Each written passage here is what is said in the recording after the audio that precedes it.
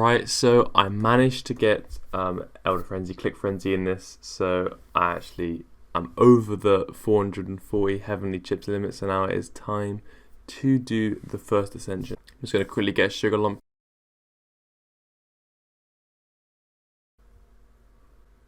And you want to spend this Sugar Lump on the farms because that unlocks the new minigame, the farms minigame, which will be very useful in the later stages of the game. Yeah, so before you ascend, you want to make sure that you try and get every building to to the next multiple of 50 to get some more achievements before you ascend. This is where you have the most amount of money, so you should do that. And you want to make sure you put your worship swap, the first worship shop, into making the buildings cheaper. So what I'm doing right now is I'm just going to buy the cheapest building I see up to the next multiple of 50 to get the last few achievements. You want to make sure that they are actually multiples of 50 because the first 25 of a building actually only gives you an upgrade. Okay, so what you can do is you can actually sell all of your buildings apart from one building to try and get the last achievement.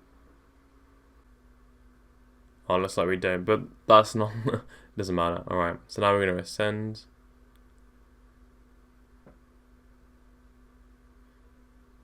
Okay, so obviously you want to get Legacy. Next thing you want to get is Heralds, that one's really good. And then Heavenly Cookies. So Heralds gives you pretty much an instant 40% boost. And then the cookies give you a 10% boost, and then buying all those biscuit tins gives you extra upgrades. Also, how to pet your dragon is very good. It unlocks some more abilities, and then that makes cookies spawn 5% more often. Makes sense. So the heavenly upgrade slot, what you put in here, it gets carried over Ascension, so you don't have to buy it again. So what I usually do, I usually put the most expensive upgrade in there in the later stages of the game, but at the start, I think it's better to put some golden cookie upgrades in there, just so you get golden cookies a bit faster, so you don't have to wait to continue the progression. But then, so after the first few ascensions, you can just put your most expensive upgrades in there. So that's about the 440 that you get.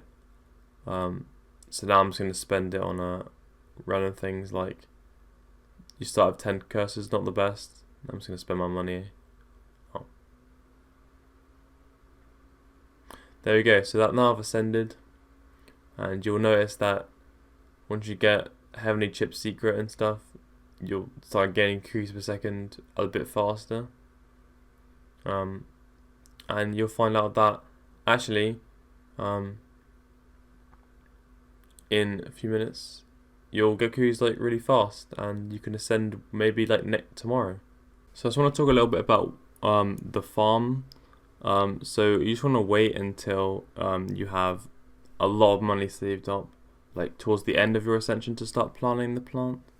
But I wouldn't worry about that right now, and you want to spend all the rest of your next sugar lumps into upgrading the farm because it makes the plot bigger. You also next want to ascend at 1,111 heavenly chips exactly, so remember that number. So you may have noticed that in the bottom left, I'll try and put an image on the screen here, that you'll see the dragon, and at first you just want to put the aura on kittens are 5% more effective. It really won't do much at the start, but that is one of the best ones towards our late game because milk is very, very important, because you have a lot of achievements in the end game. Also, you have to sacrifice a few million to actually hatch the egg. Just wait a little bit until you're producing about 1 million per second, just so it doesn't actually harm your cookies too much. But the next time you want to think about using the dragon is when you get to 100 farms. Anyway, speaking of farms, I'm going to teach you how the farm minigame mechanic works in more detail now. So we're going to go to the guide on the wiki. So right here is the optimal mutation setup, for each level of farm plot. So we're gonna start by looking at the first one there. So we're gonna use 2 baker's wheats and put them in those 2 slots. And then that will give us the greatest chance for it to mutate and give us more plants. Basically, the aim of this plant minigame is to unlock all the plants for an achievement. And then some plants are really useful, some plants will gain you more cookies than others. And then eventually you have to reset the garden for an achievement, but you don't have to worry about that right now. Alright, so here's the mutation tree for all the plants. It tells you in detail what you need. So essentially the percent chance, and then if it's a number next to it, it means how many need to be surrounding that plot for that plant to grow. But for the majority of plants, you can just use the optimal setups that it's used, because they don't really require more than 2 of the same plant to grow. So for those ones, you can just use the optimal setups. Also, the more farms you have, you'll unlock more soil, and basically you want to use the 3rd and 5th soil. Sorry, I mean the 2nd and 5th soil. The 2nd soil will make the plants grow faster, so you can do that before they are mature. And the 5th soil will grow slightly slower, but it has 3 times more chance of mutating. So that's exactly what you want. Alright, so now I'm going to talk about the dragon egg. You might not be able to see it, but basically it's fine. We've got to 100 cursors, farms and grandmas. So now you want to put it on the Reaper field. So golden cookies may trigger a dragon harvest. So what this does is, in the pool of golden cookies, it adds an additional buff, which is like a frenzy, but it's cookie production times 15 for about 2 minutes, I would say. I can't remember how long, but it's about a frenzy length, but double the power. So you want to put that into the dragon, because higher chance of getting a better buff. Oh yeah, so here I talk about the optimal magic recharge time. I think I touched on it before, but basically you want to have 55 wizard towers, because 38, or you want basically 38 magic. It says for the 4th hand of fate you want 30 magic, because it's only 1,238 seconds, which in minutes, that's about 20 minutes.